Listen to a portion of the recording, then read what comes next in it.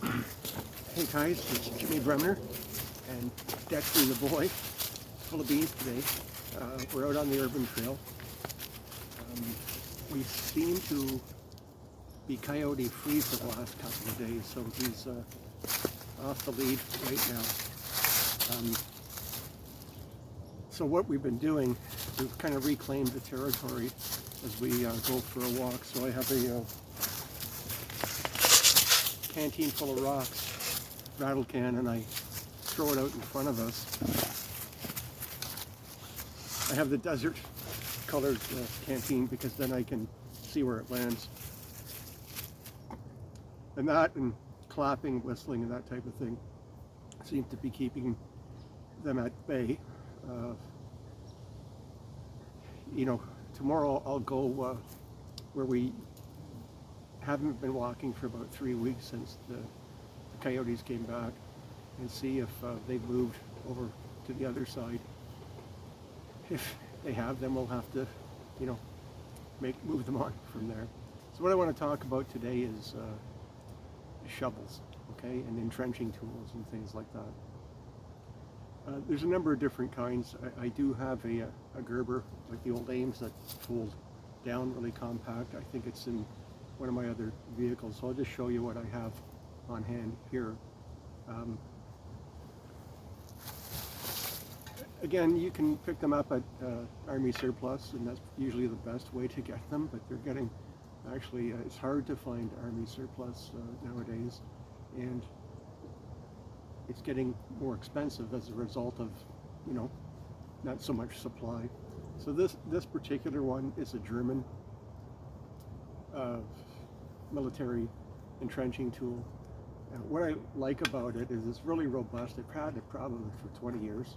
Keep it in my vehicle, and it's great. And if you're getting an entrenching tool, as I said, tomorrow I'll go over how I prep my Jeep for winter. Well, it's actually prepped all the time. With that said, what you want to do is, I prefer, in my opinion, my humble opinion, an entrenching tool that goes at 90 degrees,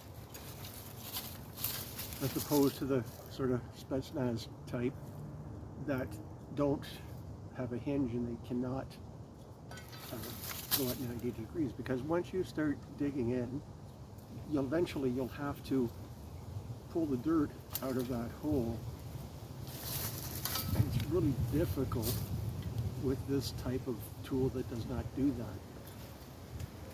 So when you think about wintertime in a vehicle, if you've got to dig out, a lot of times you have to remove material, snow, ice, from underneath your wheels, and you've got to pull it out.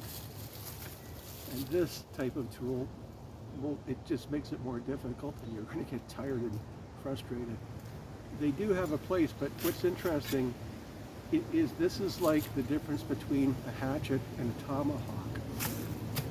Historically, entrenching tools they were for digging trenches, clearly, but when it got down to it, soldiers had to fight hand to hand, and this type of tool actually, especially in the First World War, was a very effective fighting tool, and more so than this type of tool.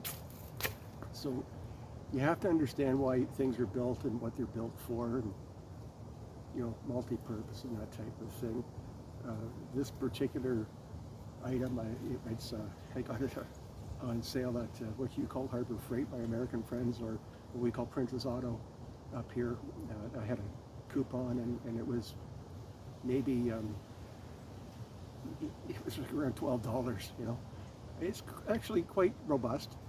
It does have a sharpened edge for some limited chopping on it. It has a very sharp edge on the front for digging, and it's there's a bottle opener on it and some kind of wrench type of thing on it. Basically I got it because I had the coupon, and I always like to have things in my vehicle. it's not bad. It has some good weight in the head of it. And so I have one of these in my Gerber folding one in all of my vehicles. I do have, again, I have a really small, this is a really small version.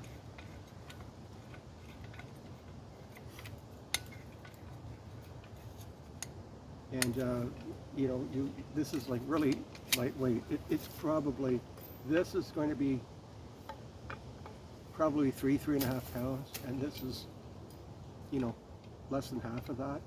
It's not great. It's not great quality, but it's enough to dig a cat hole, to, you know, remove some material.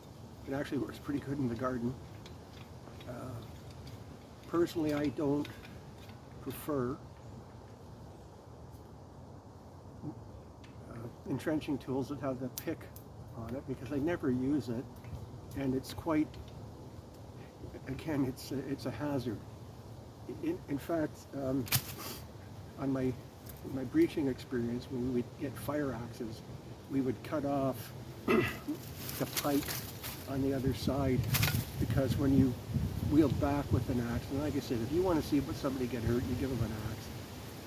But that pike on the other side of it, which is for pulling down material in the fighter world, sealing material. In a breaching capacity, we don't need that, and in terms of safety, we would just grind that off.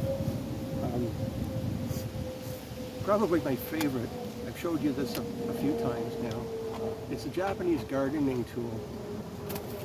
And you know, I'm not sure the name of it, but it is absolutely razor sharp, and you'd be surprised at how, you know, well it helps you in terms of digging in, making a cat hole. It has a saw on the side of it. It has a really sharp cutting edge on it. It does have a bottle opener kind of thing on there. You could use that. You could use that. It appears to be sharp, and it's not as sharp as it could be. But you could use that for cutting twine and that type of thing. And it would make a pretty good self-defense type of implement, should you need that. So I think these things are awesome. I'll try and find the name of it, but it's a Japanese gardening tool. And like I said, it makes a really lightweight, you know, entrenching tool, digging tool, that type of thing. So that's my thoughts on entrenching tools, and it's important to have one, especially in a vehicle, especially in Canada where we get a lot of snow. It's lightweight, you always have it, it's with you, and as I said, I prefer this type because I can scoop material out, you know, from under my wheels or what have you. It just makes a lot more sense. Now, coming up, it's Remembrance Day coming up, okay? And next Saturday, I believe it is. And on this coming Thursday, we are going to do a copcast all about Remembrance Day and why it's so important. And if we look at current events and what's going on right now, I don't think there's a more significant time to actually go to a ceremony or cenotaph on November the 11th, have that moment of silence and really think about our history, you know, the history of the world. And the people that sacrificed, men and women all over the world, so we could have a peaceful, understanding, tolerant world to live in.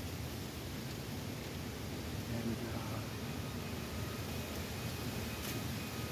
like I said, I'm really not sure how we got to where we are right now.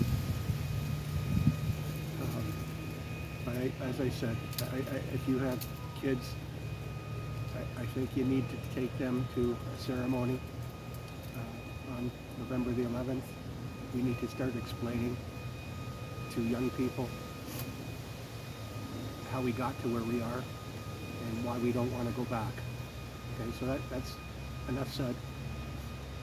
Thanks very much, Jimmy Bremner and Dexter, the boy, CTOA, Urban Trail. I'm out.